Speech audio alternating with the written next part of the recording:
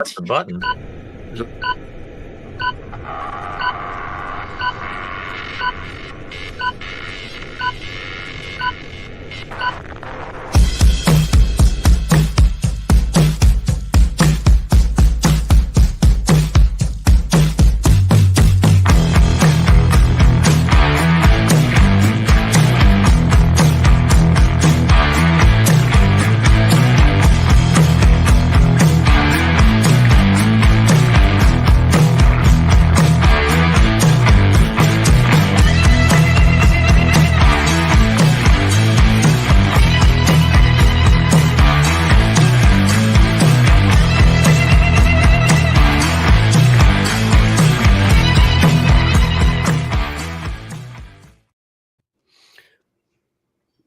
Wow, music just lingering. We just gonna run it on loop. I got a question though on that intro. Like Peyton's a freaking. I got double sounds going. Freaking holy cow! I got LinkedIn going as well. Jesus. Keith's a master of networking. Stevie's like a master of speaking. Bernie's like a master of online shit, and I'm dynamic. Yep. How the fuck does that happen? He was trying to come up with the best thing he could say about you, and that's all he had.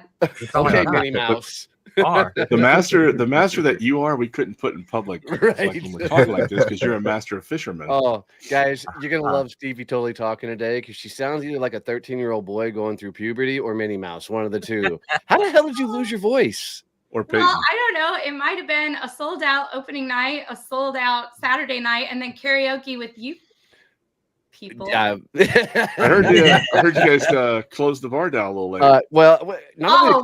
They kept it open. They kept it open for us, and which they usually do. And yeah, we went probably another hour after. Yeah, Elizabeth and I got home at 2:30 in the morning. Yeah. Oh, wow. So it was amazing. But we ended up dancing, singing as a group, all the things. It was everything. You know, I gotta tell you, what I love about hanging out with theater people is they just don't give a fuck. I mean, they will act a damn fool. It's some of the most entertaining, weird people to be around. It was insane. Yeah. But it was a great production. That was a great production. That was a great production. And the best set you guys have had so far. I know. Oh, yeah. That set was I told our set guy, who's Ryan, that you sat next to at karaoke, also the writer of the play. Yeah. He's our set guy, always been our set guy, and he really wanted to do this for him, right? It was his big show, and he wanted to do it. I told him, I said, well, now that you've done that, you've set a bar. You've set a bar. So, hi, set guy. Remember, you need to do that for all my shows the rest of the time. And he did well, man, because they were slamming that door shut. I mean, and it kept working. So I will tell you, all through dress rehearsals, we were like, the door is gonna fall off. The door is so gonna fall off. On Melba, she'll die as part of it. Like it'll be a whole bit. And that door is solid. Hang on, that living room and that door wasn't real. It was basically amazing. a 2-level set with a whole living room, stairs going up to the second story. 4 different exits and entrances. Yeah, it was rad. It was a 10. Multi-level. Yeah, they did a great job. I will tell you, not to ruin it for the people that are going next weekend if they're watching, but there was one part of the show that scared the absolute fuck out of me. And I'm pissed off about it because I knew it was coming. Yeah, dude. I literally. It has the best jump I've ever seen in a live play. I'll give it. Oh my god! We just because I sit at the balcony and we just watch everybody go like this. Oh yeah. And speaking of balcony, Keith and I want our seats up there. No, you can't do that. Yeah. You're over the 4 private seats. We're over the weight limit. What the? No, I mean that in a good, like not in that way. No, she just called us both fat. Please explain the way. No, it's a good thing, she says. It's a Balcony good is thing. not allowed You to can't have sit up people. The fire code says that balcony is not up to code. It could fall at any moment. So we only allow 4 So let's people put Matt up there at a time. Wow. Put that up there. Wow. So I haven't been told I'm there, fat in a long time. Because you would take 2 spots. We only can put 4 people up there. That's all we want is 4 seats. I know. You don't need a spotlight and a fucking soundboard. We can run it. Yeah. There's no audience seats up there. No, we got it. It's fine. Yeah, you running a spotlight is what I want in my theater. Listen, I'm pretty sure you can put 4 lazy boys up there and it'll be fine. We'll be like the 2 old grandpas up there heckling the entire time. It'll be great. Exactly. And I prefer that down in front so they can all see it. But I really do have a part for you in this next show, and it's going to be awesome. And people are going to be so sad if they miss it. Oh, literally, it's going to be so good. I'm going to be out front signing autographs afterwards. I don't care what anybody says. You will make an impact. Yes. I don't care what anybody says what theater this is. This is our Broadway debut. Yeah, buddy. Are we going to get put on the playbill? Absolutely. Yes. The what? The playbill. The playbill is the pamphlet you get that shows all the actors, their backgrounds, and everything else. There you go. There we go. Watch this shit. Keith and I are going to be infamous. We're signing autographs. That's true. Before and after. Hey, I'll make it easy. I'm sure Keith's going to charge $20 an autograph. I'll do 10 because I'm a nice guy. $10 for an autograph. It'll be and fine. they're donating 50% back to us. No problem. Yeah, no. But I'm charging $50. Prices went up. Peyton, get us out of this mess.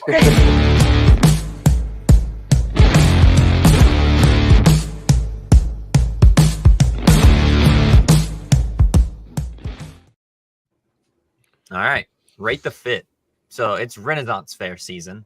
So I figured kicking off Texas Renaissance Festival coming up soon, we're gonna rate some Renaissance Festival costumes. Oh boy, this will be entertaining. Yeah.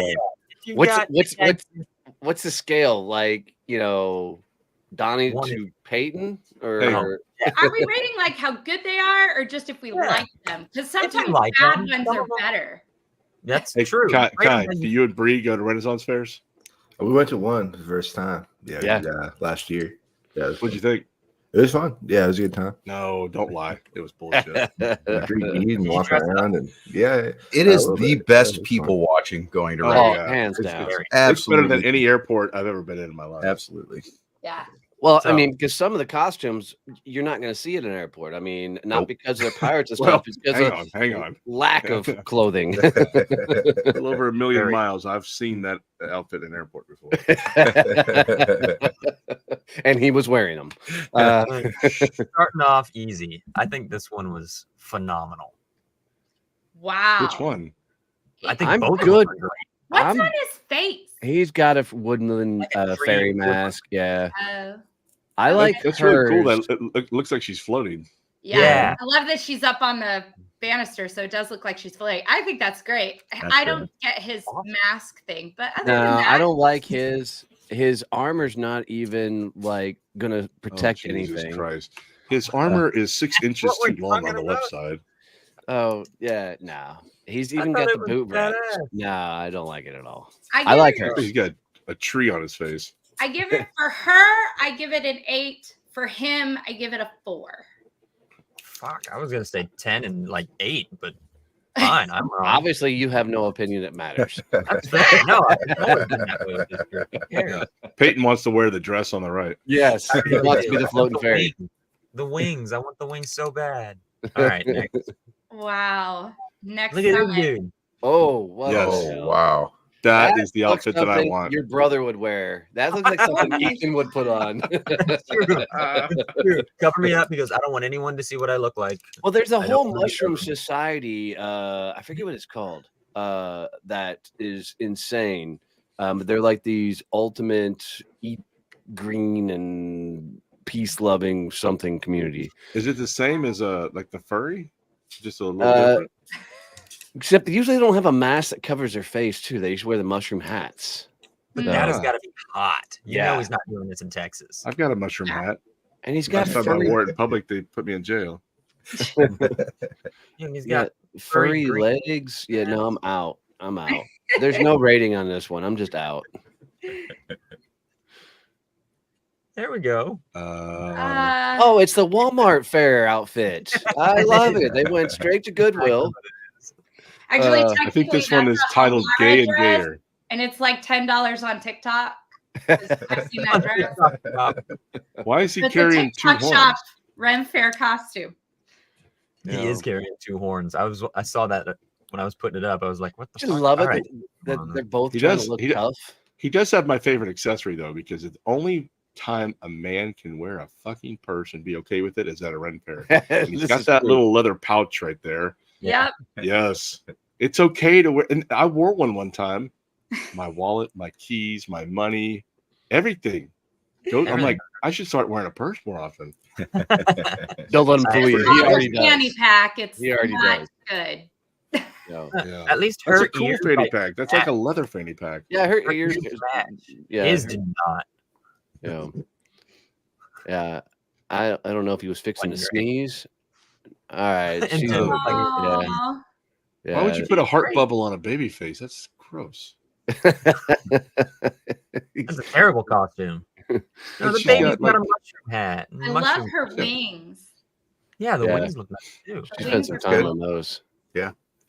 Yeah, I like that that. one.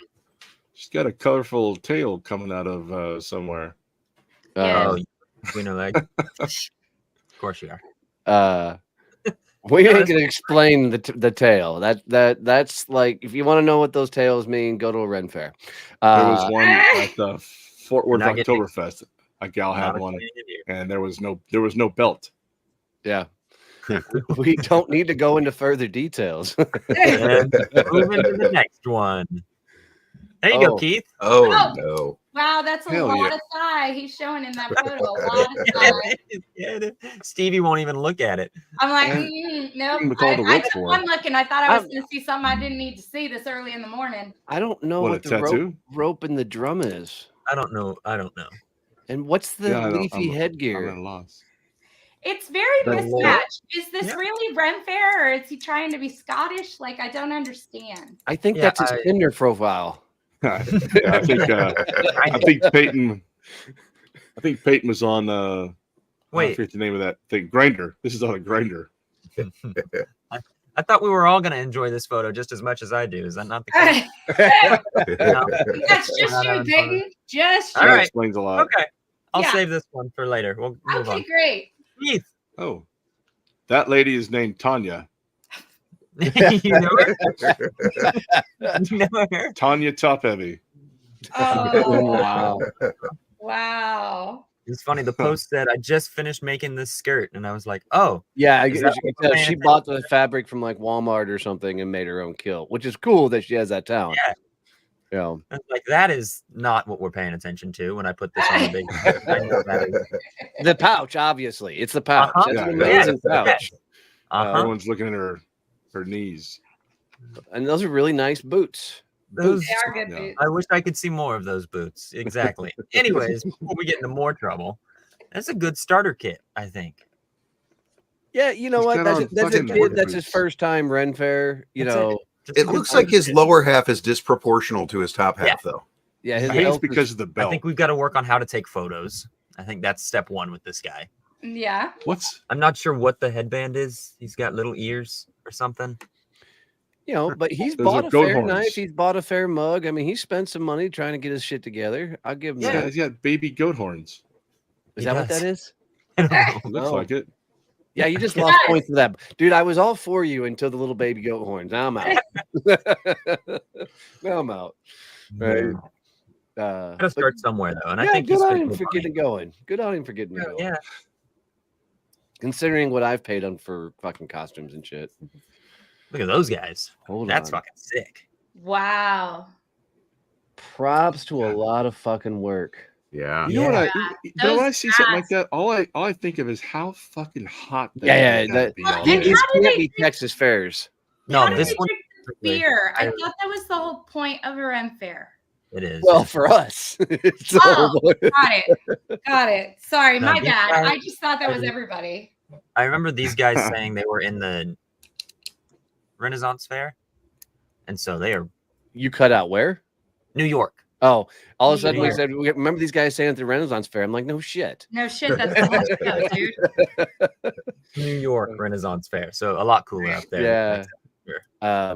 But man, anything with a mask, I'm out. Jesus. I love that To carry fucking eye around. makeup. That's cool as shit. Yeah. Yeah. To Yeah, carry that's- around a bird the whole time, he's got to And, be. like he's one got of- real fur. Yeah, that Yeah. dude. that legit. dude wins. You know what? If I saw him in person, I'd tell him you win. Yeah. Right? How do you get those fake muscles like that? I know. They're prosthetics, I'm sure. Important question. Got to be prosthetics. No, like you couldn't carry that bird around all day. Like if Bernie put those armbands on, they just slip off like hoops. They just slip right off. He's got to be part of the show or something like that. Because they're not going to allow you to bring a bird in. Yeah, that's amazing. Though It's that bird is he might be at the Bird of Prey show just posing for a picture too, because you can do Peyton did that too. Yeah, so that's his emotional support bird. He can take that thing. Peyton, did the bird die? No, it didn't. No birds were harmed in the making. I think he's got it put together at least. It's Well, all matching. It all looks good all the way. Does it? No. I think Peyton, you have a different eye than most people. It looks like he's wearing just sweatpants. Yeah, more birds. This looks like he's on his way to Dungeons and Dragons and took the wrong turn. Yeah, like he's trying to play Legends of Zelda with the wrong color. Yeah. Dungeons and Dragons, that's what Ren Fair is. Yeah, not really. Not really. No. But Peyton, we'll get this outfit for you when we go down to TRF. Hang on, the best outfit, if you look behind him and the girl in the red t-shirt back there, that's a great outfit. Now there you go. That's what Keith looks like. Got Lululemons and a fucking t-shirt. That speaks Ren Fair.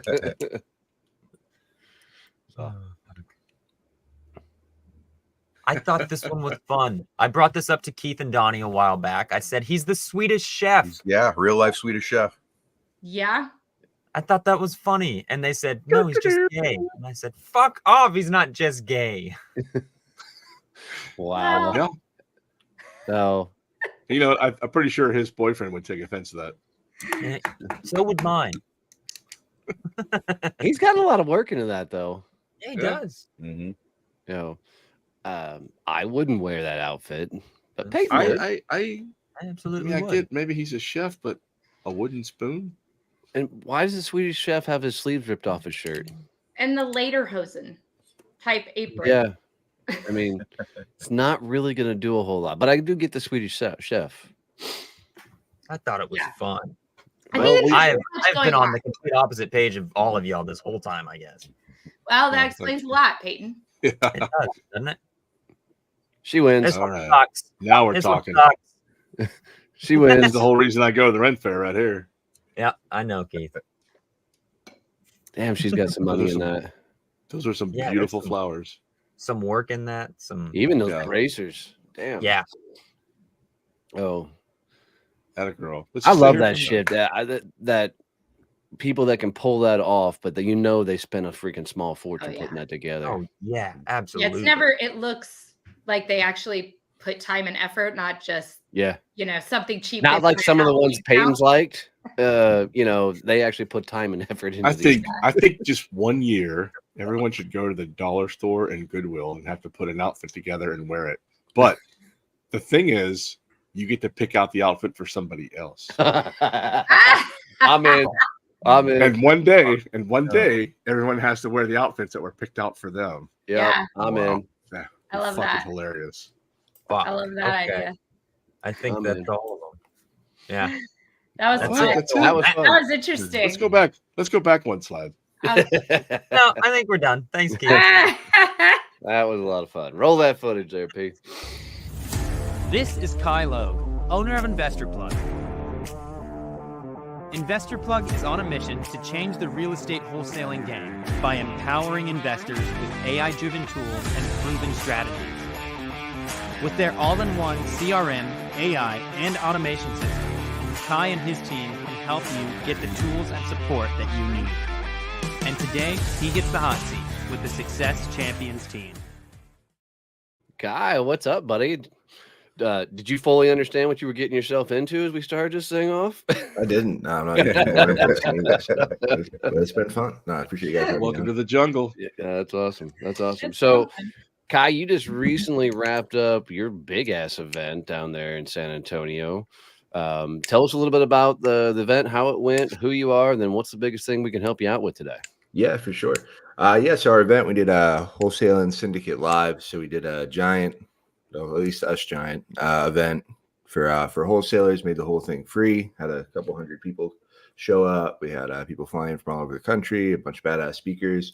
Probably the best part was the boiler room. So we gave them all leads. We had them all make calls, and a bunch of people who have never made a call before. How it goes with cold calls. Most people, they're terrified to do it. So it's super fun to get people out of their comfort zone. I think 8 deals ended up getting closed, over 6 figures, and rejected assignment fees. And the coolest part was there's a 15-year-old kid who never made a call before, and I'm getting his first deal. Nice. So that was super fun.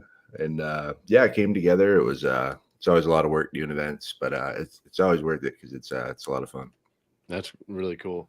And for people who don't know what wholesaling is, explain that to them and then tell us how we can help you. Yeah, for sure. So wholesaling, so it's real estate wholesaling, or wholesale real estate, they call it. So basically what we do is we find deals, we get them under contract, and then we sell those contracts to investors. So we do sales and marketing, find deals, and then we sell those deals to investors and buyers or whoever. That's really it in a nutshell. So biggest thing for us, I guess that we need help with is hiring. We have a lot going on with Investor Plug, our CRM company, with the events, with wholesaling, and with our coaching company. So really hiring has been a big issue. We rely a lot with automations and AI, which does help a lot, but we definitely need to start bringing more people in. So that's kind of our big struggle. What kind of things do you need what kind of people do you need to hire? It's really all kinds. Salespeople need help with a lot of the back end support stuff too. Right on. So when you're thinking about the direction and trajectory of the company as a whole, what's the first thing you need to knock out? Like, what personnel do you need first? That's a good question. I'd say probably salespeople would probably be the hardest position to hire for in the damn world. Mm-hmm. So walk us through what you've thought through already as far as hiring salespeople. What's gone through your head? Have you built out profiles? Do you know what you're looking for? Walk us through that a little bit. Not really. Yeah, I've just been dreading it. So I built teams before and then kind of got away from it because I don't know. It's frustrating for me. It's a pain point. Hiring people and hiring the wrong people and spending a bunch of time doing this and dropping the ball in other areas, and then they don't work out, and then I just get frustrated and have to start over again. Yeah. Spoken like anybody. How many salespeople do you currently have on staff? None. It's just me right now. I mean, we've gone through a couple here and there, but now it's just back to just me relying on the automation. So you've never had a successful salesperson beside yourself. I have in some of the other companies I built, but not in a while. Yeah, I got burnt out and spent a couple of years for sure. Do you look for certain types of background experience, like real estate or investment work, just so that they have some idea of the industry, or are you open to taking somebody new and just teaching them everything? I've done both. But it's like one of the best salespeople I built and developed he came from working in restaurants, which is surprising enough. But salespeople sometimes I've done both. It seems like the other people kind of are stuck in their ways a little more. So I've kind of like the people who don't have sales experience, they'll just do it my way instead of trying to do it their way. Are you hiring straight commission? We tried both, but I think that's what we're going to go back towards. Yeah. Oh, how long, what's the sales cycle? Like somebody who's green, never sold, straight commission, how long for them to make their first deal? So probably about like for it to close and get paid about 30 days. It's not terrible. That's not bad. No, 30 days to win. And what's an average win? So that's one of the things we struggle with too, is the commission structure. And I looked at what other companies in the industry are doing, but usually the average assignment fee we make is around 10 to 15 grand. And then so we're thinking 20 to 30% or something, or not really sure. So people pay all different ones. So it's would have been one of the pain points here, just trying to identify a good comp plan to get them excited. So the average deal, call it 10 grand. Then what should they expect to walk away from there? Yeah, I'm not sure. That's kind of been the pain point, trying to think what a good comp plan would be. I mean, we're thinking maybe around 20 to 30 or so. Well, how much work goes into one of y'all say, hey, good morning, Kevin.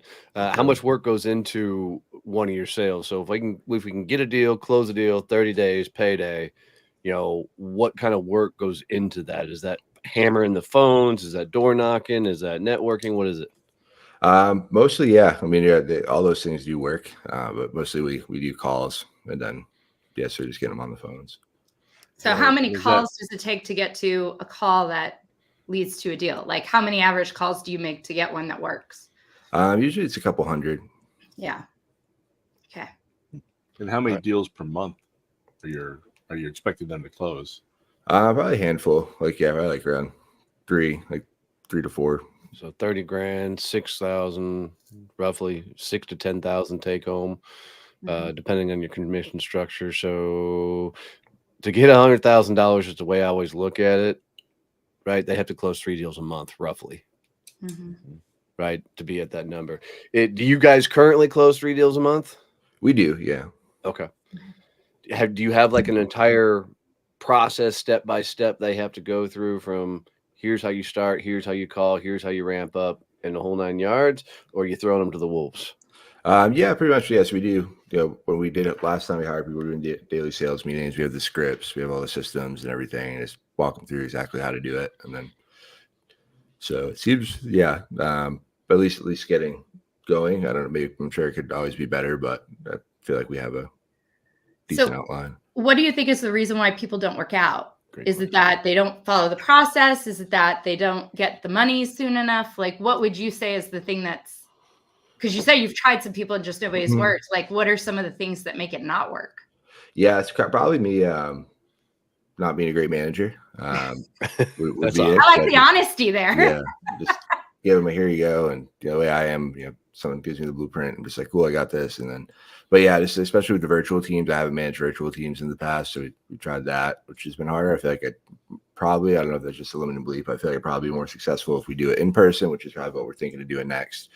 But yeah, I think just managing people remotely has been a big struggle for me. And then it seems like they start off good in the first few days, and then I kind of probably stop, staying on top of them as much. And like they got this, and then turns out they don't got this. So.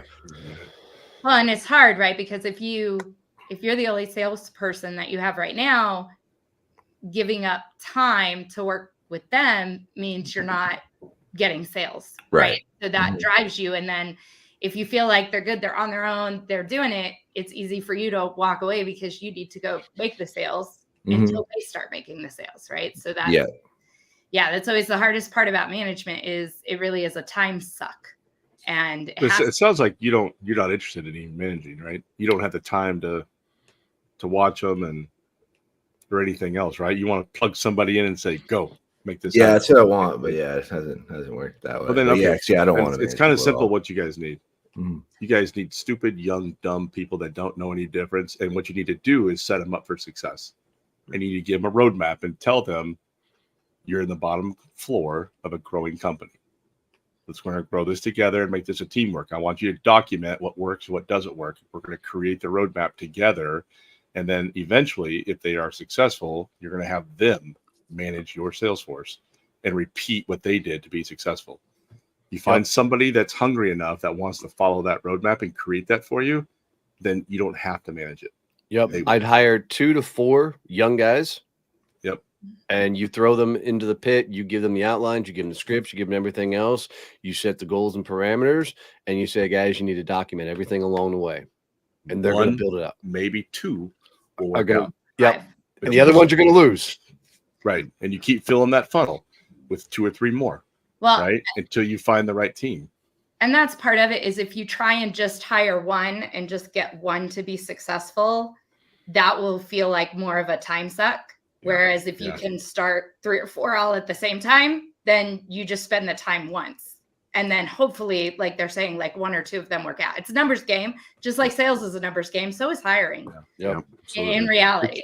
But you've got to set some KPIs. I mean, you have to have some KPIs in place for them in the beginning to make sure the work is being done, it's being followed through. So until you find that one person that's taking the reins, right, taking control and doing all this stuff, someone that you can trust, until then, you are going to have to get involved a little bit and kind of set and the cool thing about getting involved is you can record all the initial training and workshops and things you put them through. So their onboarding process, the final stage is sit with you to be able to kind of regurgitate what happened in the training videos, so they can ramp up and go until you find that one person that rises to the top.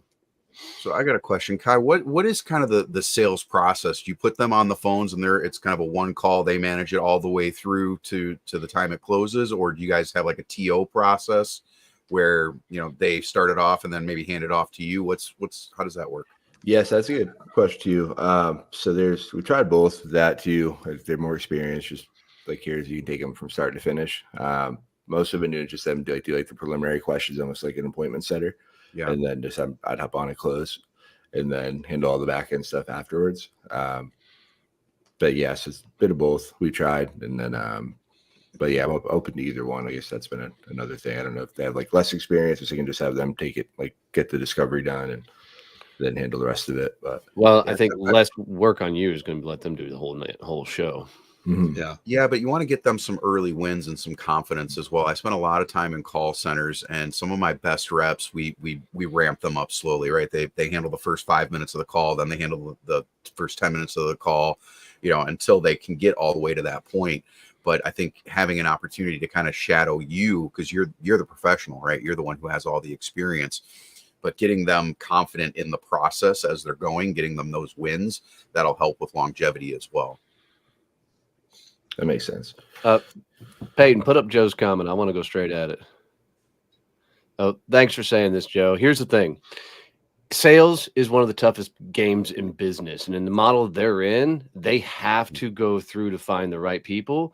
They can nurture, all day long and work with people to get them ramped up. It's ultimately not just a sales game. It's a people game. But there is a volume up front to find the right people, because hiring is one of the toughest gigs in the world. Because everybody's best on game day, but you don't get to meet the real individual till months later sometimes. Mm-hmm. So I'm okay with the numbers game up front all day long.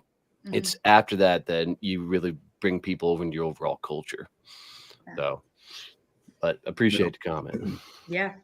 And I like the thought around kind of focusing on restaurant people, service people. They understand how to have conversations with people. Some of the best car sales people I've ever met came straight out of serving tables. Yeah. Two of the industries I always look for is restaurants and former athletes. Yeah. Like your college athletes that played, sports, but got a really stupid degree of some sort. I loved hiring them because they had the teamwork, they had the drive, and the servers and bartenders, they just know how to deal with the personality for it. Yeah. Right. They're dealing with people all day long. I mean, hell, I was hired out from right behind the bar. Mm-hmm. To go. Yeah, that was a mistake. Right. Worst mistake she ever made. But I'm a huge fan of group interviews, especially when you're starting off bottom level, sales role like this. Mm-hmm. Is bring them all in and see who rises to the top. So you put an ad out, bring in a guy I know that used to do this for receptionist positions. He'd fill a room with 30, 40 people. And then go through and explain what the job and what the room dwindled down until we got a couple people, and that's when he started. I was just gonna say you guys just put on a great free event. Do it again, right? But do it for something different and bring them in, and then go through the role playing. Show them what the process looks like. Show them what their roles and responsibilities are going to be, and show them the money that they could potentially make if they close 2 deals a month, 4 deals a month, 8 deals a month, right? Show them what the possibility is of growth within your own organization. Lay it all out there, and like Donnie said, you're going to see cockroaches leaving for every 30 minutes. All right. Yeah. They're going to be leaving. You're going to weed out the people you didn't want in the first place. Right. Sue who's there and then figure out what to do from there. Because if you're paying them commission only, what are you out? Time. Mm-hmm. Another thing you can do if you are looking to make sure you try and get people who are a little bit better off at the very beginning is you can send them. I have a company that did this that I did some coaching for, but they send people who apply a video training of this is the sales process that we follow. This is what you have to do on your call. Your interview is I am a prospect, sell me. Mm. And since they send them all the training and the script and all that in advance, number one, you have a lot of people who cancel their interviews because they're not willing to do it, which weeds out people. Yep. But then the people that come in, even though they'll screw it up and they'll do it badly, they at least are giving you a taste of how they can follow directions and how they can follow a script. So then you can nurture some of the other aspects if you need to make them a good salesperson. So I think one of the things we don't do enough in interviews, and this is in every industry, is we don't actually see them do the job before we hire them to do the job. Yeah. Right. We just ask questions and we think if they answer the questions right, they can do it. But in my experience, the best people I've ever hired are people who I saw do the job in some way, shape, or form, even if it's slinging drinks behind a bar, but it's somebody you saw talking, having sales, having conversations. So you knew they had the skills. I think that's the hardest thing to find in an interview. So if you can find a way to give them that, make them role play, do something different to show you what they can actually do, you'll probably find more success. And go ahead, Bernie, go ahead.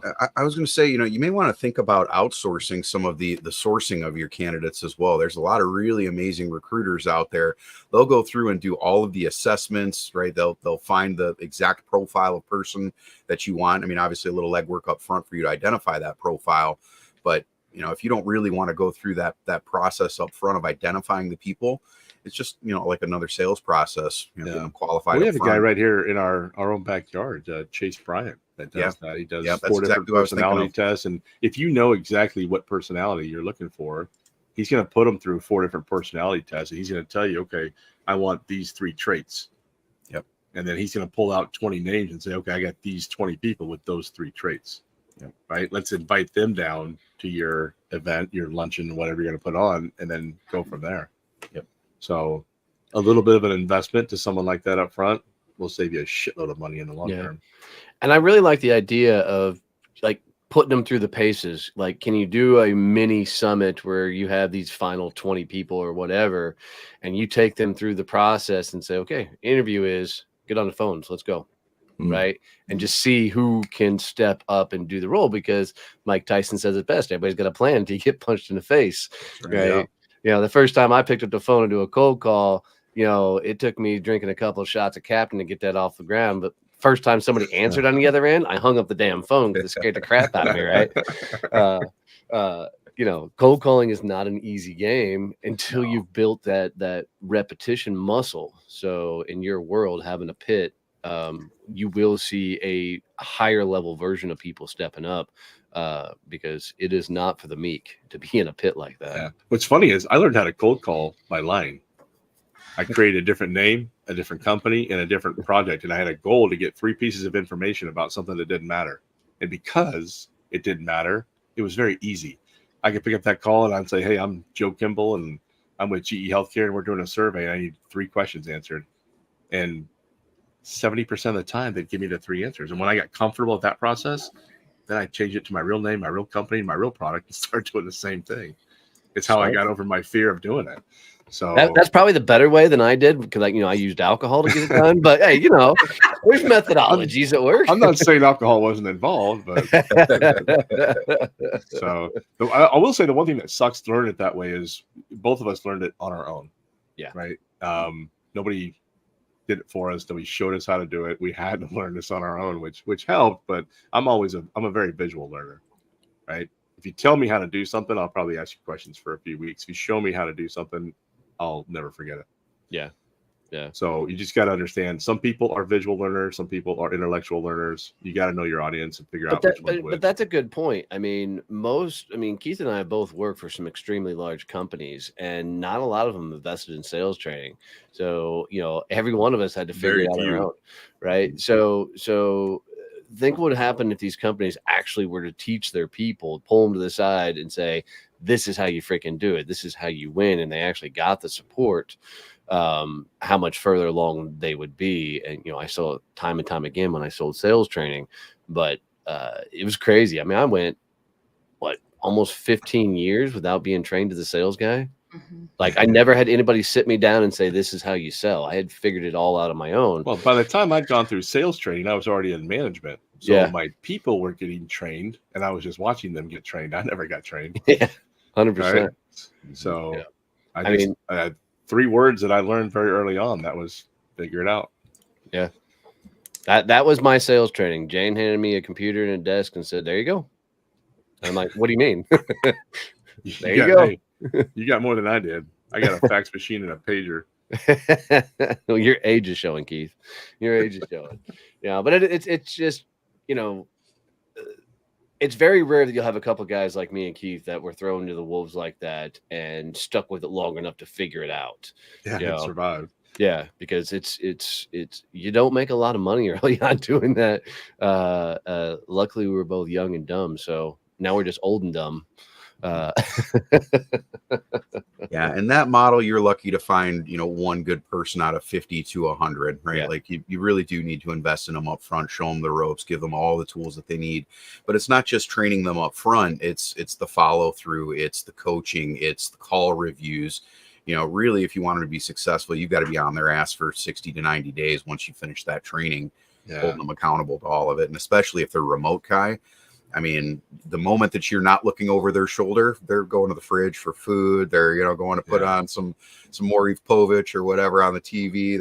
Wait, do people still watch Maury Povich? Yeah, I don't know. I'm showing my age now too. That's the hardest thing with these sales guys, right? Is getting them to show up every day, all day. Yeah. Right. It's so easy to take a break. It's so easy to go do something. It's so easy to get distracted. It's especially when the money's not coming in. Well, and most sales guys didn't choose to be a salesperson, right? They couldn't find a job someplace else. So now they're saying, hey, let me go get something that I might. Right, let me try this. Yes. Yeah. You know, because it wasn't my choice. Keith told me for the longest time I should be a sales guy, but I had no desire. I've tried forever. Yeah. Until Jane said, hey, you know, you still looking for a job, that I jumped in. But, you know, it's really hard when you don't have help and support to do anything, especially in most people don't even know. Like, I didn't even know sales was a job. Right? Who fucking knew? You know, people are going to pay you to go sell something. I'm like, what? I could do that. I could bullshit my ass off. And then the only thing you get to see is the movie The Boiler Room, Glengarry Glen Ross. You know, you see these things where they, you know, ABC. Right. Coffees for closers. And so now you think, well, that's the guy I have to become, right? That's cutthroat shit. Yeah. It really is. But there's not a lot of people that are out there teaching a legitimate sales process, how to be an actual human being and go get into real sales conversations and the like. Kai, is any of this helpful?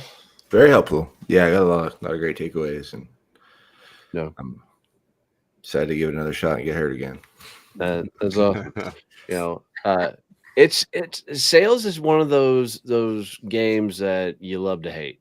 Like, you can make a ridiculous amount of money in the sales game, but you have to personally evolve so damn much to be good at sales.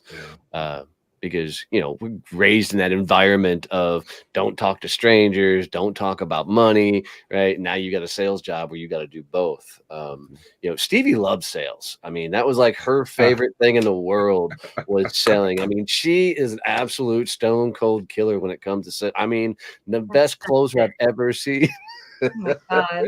I hate it. I still hate it. 10 years in, I still hate it. First part of the job. Oh.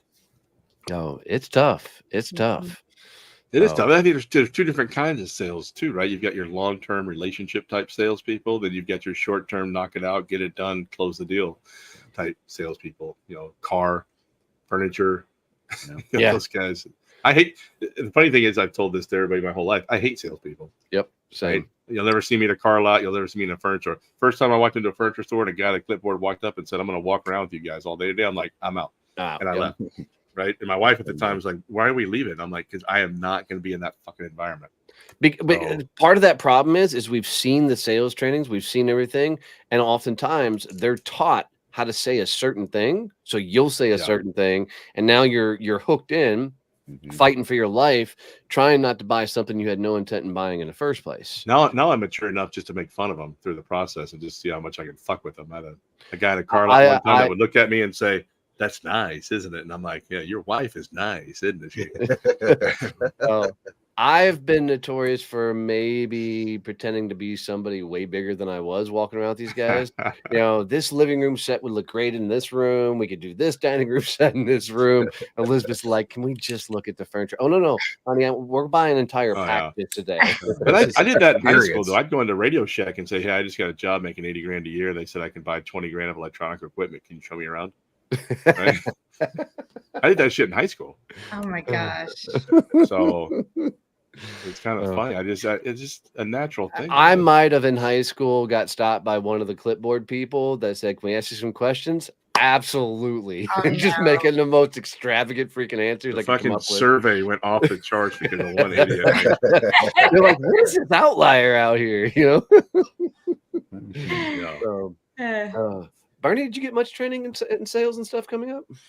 Yeah. Oh, yeah. I mean, Quicken Loans was fantastic when it came to training. We had, I think, eight or 9 weeks of banker training, plus all of the different states had their own individual training programs for getting licensed. It was in depth. It was very significant. What about you, Kai? Did you get a lot of training coming up? Went through the Kirby training. And, Kirby vacuums. That was the best one I got. But besides that, no, it's like, you're on a car lot, figure it out. Yeah, and I think that's the tragedy is there's a lot of us that didn't get any sort of formal training. Now we're out running companies. It's really hard to train others when we were just figured it the hell out. Yeah. Like, how do you teach somebody else what you just figured out?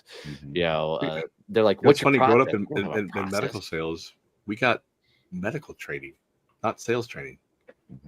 Right? I'm not joking. In Boston, I had to go through 2 weeks of physiology and anatomy classes. Yeah, more often than not, companies that's what they do. It's all product or whatever the service is. They don't actually teach you how to sell it. Stryker or these big, orthopedic type companies and stuff. That it's just medical training. They don't teach you the sales side. They teach you the product side. I'm like, you guys have got this shit so backwards. You'll learn the product, right? I could teach anybody any product or any service. You can't teach someone how to sell. Dude, I took a medical job for like 6 months. I just snuck in as part of my career. And literally my training was, here's your car, here's your route. Go see these doctors. And I'm like, what? What do you mean go see these doctors? They're like, you're trying to schedule a lunch meeting with them. That's what they tell me is buy them lunch. Okay. What they're 5 months out. Yeah. What the fuck do I tell to talk about at lunch? And they're like, we need them to refer us their services. Oh, all right. Cool. First time I did physician sales, I walked into an office and she goes, "Give me your card." She goes, "Come back here." And she takes me back. She flips the calendar 5 months later. Every day, there's a business card taped to a Monday through Friday, and that's who bring in luncheon for them that day. And all she did was find the first hole and stuck me on a Thursday. And she goes, "That's your day. Don't fucking forget it. Get out." Right? I came in. I was so excited. 3 months later, whatever, to bring in Subway sandwiches. I brought in lunch. Everyone came in and ate. Everyone went back to work. And they're like, "Thanks. Want to get on the calendar again?" I'm like, "I didn't get a chance to say anything." Well, that's your fault, not ours. Yep. Right. And oftentimes the doctor didn't even come in the room, right? So you had all the nurses and the staff, and you never even got to talk to the office manager, let alone the doctor. Right. Yeah. It was it's fucked up. Miserable. One of the worst sales on the planet. Yeah. But in the doctor's defense, they're seeing patients. They make money by seeing patients. So all we are is a disruption in their damn day. But free lunch for his employees. Yeah, free lunch, right? Right. So you'll usually see him in the hallway. "Hey, well, thank you so much for doing this. But here's my business card." Yeah. I always wondered if on the application they said lunch will be provided every day. As part of the it's probably one of the perks. It's probably one of the perks. I bet COVID probably killed that though. Oh, for sure. So there's some crazy ass sales roles out there. My funniest and worst one ever is I was just out of the Marine Corps. I was doing heating and air conditioning, trying to find something else. I replied to this ad in the paper, tons of money, all this stuff. And so I go, it's a group sitting type situation. We go in, sit down. They immediately pair you up with another person. They say, jump in the car. And we drove from Watauga to Richland Hills to Dallas. Right. And so here I am all the while. And the guy's like, "Hey, we're going to go knock on a whole bunch of doors. We're going to talk to a lot of people." He goes, "Just follow my lead." Right. This was the interview process. And so we take an hour drive, get to Dallas. Once we get to Dallas, literally he goes, "All right, let's go." And he opens up his trunk and he's got these teddy bears and notepads and pins and stupid promo items. And we start trying to peddle these into offices. He's just walking in and going, "Hey, you guys need a calculator? You need a teddy bear? You need that?" I'm like, "What the hell are we doing?" What? And he goes, "Yeah, we're straight commission." He goes, "I'll pump out about $500 to $1,000 a day peddling this crap." And I went to about the second office. I'm like, dude, I'm out. He goes, No. like, do you need me to take you all the way back home? I'm like, I'll call a buddy. And as soon as I said he'll call a buddy, he runs to the back of his trunk, puts on a pair of tennis, takes off his like expensive loafers, puts on a pair of tennis shoes, and he starts sprinting to offices trying to peddle this crap. I'm like, what the hell just happened? But that's how their entire hiring process was, to take you straight out there and put you in it. And then Joe had to drive all the way out there. Yeah. Crazy. Joe calls me. I called Joe up. I'm like, dude, you got to come to Dallas and get me. He's like, what the fuck are you doing in Dallas? Of course, now he's just making fun of me for getting conned into this whole freaking process. So it was good. Yeah, my favorite one was Bubba and I in high school. We were still in high school, and we got conned into selling magazine subscriptions to old people over the phone. And neither one of us could get close the deal on like Monday, Tuesday, Wednesday, Thursday. So on Friday we come in and the guy goes, okay, these two new guys haven't closed the deal yet. Whichever one closes the deal first, the other one's fired. Right? He thought he's going to motivate us to get going. And we both stood up at the same time and said, fuck you, we quit. We walked out the parking lot and he's got his dad's truck and he puts it in neutral, slams the gas and pops it into drive to peel out to piss him off. And he popped both U joints. We had to go back in and use their phone to call his dad. That's awesome. Oh my God, that was so funny. So, Kai, we threw a whole bunch of stuff at you, but I'm kind of curious. What are some of your takeaways? What are some of your action steps you're going to take from here? Yeah, no, that's a great question. Yeah, so I think the game plan, and then just breaking that down, and then making sure they have like the blueprint to follow, and be able to paint that future picture of what they can expect, I think is huge. I think also hiring more people, and then as opposed to just a couple at a time, and then we know. But yeah, I think that those are probably the biggest ones for me, and then probably I think we're gonna stick with our idea of going in person because it's like Bernie says, so much harder to manage them virtually. So make it a little bit easier for myself, and know if they're there or not. If I'm there too. So yep. Yeah, I love the training, like especially when you're working the phones of the you go, I go. So you make a call, I'll make a call, right? And I've always been my favorite way of training. So good stuff, man. Let's talk about upcoming events. What do we have coming down the pipes? What do we need to promote? I know, Stevie, your play was freaking awesome. You got what, one more weekend or two more weekends? One more weekend. One more weekend. We're already sold out for Saturday. Nice. So we have one ticket available for Friday and about 15 tickets available for Sunday. That's so rad. That was so cool seeing the theater that full. I know. Oh, yeah. Yeah, it's amazing. Keith and I were trying to figure out how we build our own balcony up there and put a couple of lazy boys up in a balcony. So, we're going to work on that. Okay. So do I need a city permit to make my own balcony? Yes. Oh, well, you work on that part. No. Permit. It'll be fine. Hey, sorry. They'll get the fine. We won't. Right. I'm gonna be like, Stevie gave me permission. That so. That's fine. That they would take that. They'd be like, oh, okay, yeah. Well, Bernie, what you got coming up? I've got a couple of events coming up actually this week. I'm doing one with a company called Abbey Research on Wednesday the 9th. It's about burnout prevention. Obviously impacting pretty much everybody right now. So how to kind of achieve that. I don't want to say work-life balance, but get that that synergy going. And then on Friday, a company called Studia. They're a VR training company. They're going to be talking about 3 ways to optimize hybrid and virtual workforces. Just dropping those links in the chat here. Yeah, you're doing a virtual event about bubble baths? Yeah, that's exactly what we're doing. Interesting. I might actually attend one of your events. Keith, please don't be on screen in a bubble bath. Oh, gosh, please. Please don't. Nobody needs that. No. Right? For the love of God, please don't do that. I'm going to wear a bubble wrap suit. You would too. So backwards. We've got all kinds of trainings coming up inside of SCN. So on tomorrow afternoon, we're talking about money mindset. On the 10th, we're talking about building out your sales funnel. On the 15th, we're talking about finding your champions. And what's really cool about that one is the word champions is an entire acronym that not a lot of people know. I've broken it down how to find your champions. October 17th, unlocking the conversation, how to have better communication from networking to sales calls and the likes. On the 22nd, 6 actions you must take. 24th, juggling all the chaos. So being a business owner and trying to manage all the things. I always put a graphic of the clown with all the spinning plates up on that one, because that's what it really feels like to run a company. Then a whole bunch more coming down from that. We're talking about doing another champion summit first quarter. So doing another micro half-day summit. So we're talking through that. It'll be a lot of fun. And we know the Badass Business Summit will be September 17th through the 19th here in Fort Worth. Yeah. And we're almost 50% sold out on that thing, which is pretty rad. That's awesome. So going to be curious to see if we can keep this venue or if we outgrow it. So we've had 6 sponsors reach out already and take their sponsorship level from last year and increase it to the next level. Yeah. So we raised more money in sponsors for next year than we raised in entirety for this year. Yeah. Wow. Which is just crazy. It's when you know you've done something right. Yeah, absolutely. So, but guys, we do this every Monday. We're here hanging out, helping you get the week kicked off, rocking and rolling. So 8 AM CST, and we usually bring in one of the champions, put them in the hot seat, and give them a hard time and see if we can make them cry.